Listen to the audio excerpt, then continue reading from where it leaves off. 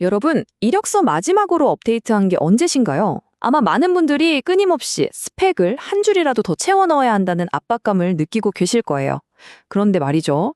만약 우리가 그렇게 애써온 모든 노력이 사실은 잘못된 방향을 향하고 있었다면 어떨까요? 오늘 우리가 실력이라고 철석같이 믿고 있는 것들의 진짜 의미를 한번 제대로 파헤쳐 보겠습니다. 자, 우리 한번 솔직해져 볼까요? 실력을 키우려고 쏟아붓는 그 많은 시간과 돈, 노력들. 이게 정말 효과가 있다고? 제대로 가고 있다고 느끼시나요? 아니면 마음 한구석에 이게 맞나? 하는 의심이 든 적은 없으신가요? 우리한테 너무나 익숙한 풍경이죠. 뭐랄까, 마치 정해진 컨베이어 벨트 같아요. 토익 점수 따고, 코딩 학원 다니고, 자격증 몇 개 추가하고, 남들이 다 하니까 나만 안 하면 뒤처질 것 같은 불안감에 너도 나도 이 스펙 쌓기 경쟁에 올라타고 있는 게 현실입니다. 그런데 만약에 이 익숙한 길이 사실은 함정이라면 어떨까요?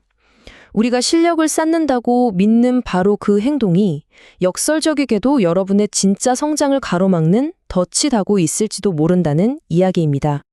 자, 여기서 아주 중요한 개념이 하나 나오는데요. 바로 보충 실력이라는 겁니다. 이게 뭐냐면 우리가 학교를 졸업하고 나서 나 영어가 좀 부족한데? 코딩은 배워야 할 것 같은데? 하면서 학원에서 따로 배우는 그런 기술들을 말하는 거예요.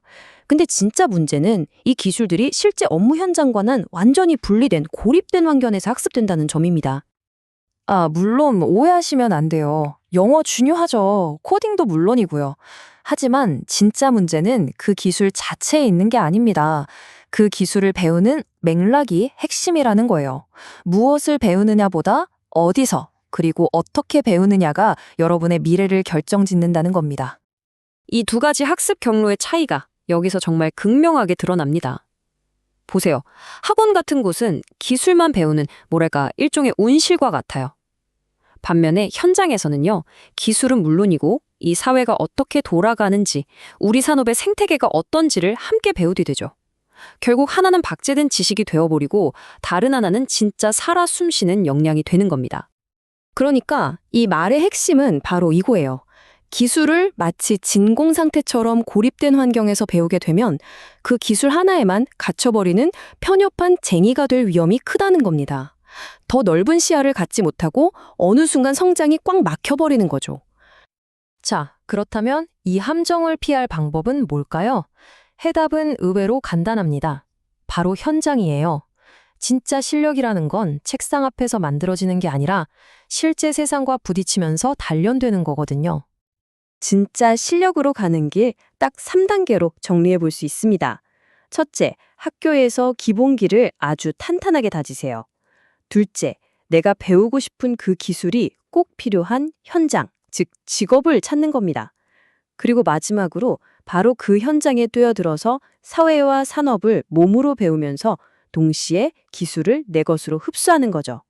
이렇게 되면요, 관점 자체가 바뀌는 거예요. 영어든 코딩이든 특정 기술을 배우는 게 최종 목표가 아니게 됩니다. 사회와 현장을 배우는 그 큰 과정 속에서 자연스럽게 따라오는 일종의 덤이나 보너스가 되는 거죠.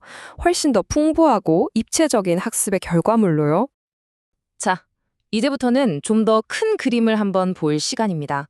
우리가 지금까지 알고 있던 전문가라는 단어의 정의 자체가 지금 이 시대에는 완전히 달라졌다는 사실을 말이죠. 옛날에는 말이죠. 한 우물만 깊게 파는 장인, 쟁이가 최고였습니다. 그걸로 충분했어요. 하지만 지금은 완전히 다릅니다. 이 지식 사회에서 한 가지 기술을 잘하는 건 더 이상 대단한 실력이 아니에요.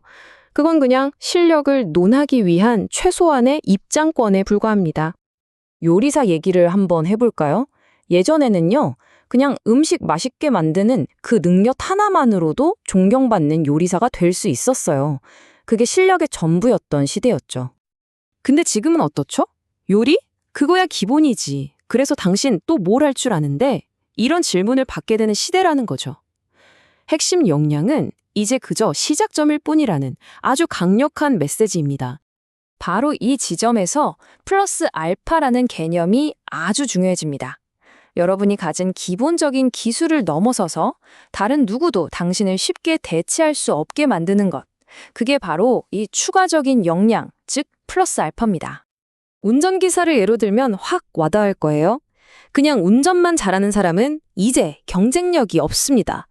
뛰어난 운전 실력은 당연히 기본이고요.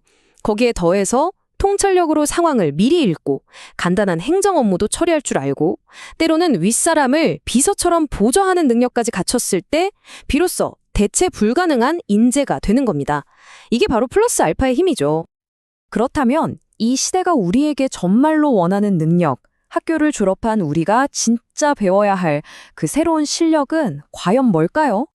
핵심은 이겁니다. 이제는 특정 도구를 얼마나 잘 다루느냐의 문제가 아니라는 거예요. 세상을 어떻게 보느냐, 즉 세상을 얼마나 깊고 넓게 이해하는 그 관점의 문제로 넘어왔다는 거죠. 그래서 이 시대가 요구하는 새로운 핵심 실력은 바로 이 세 가지입니다.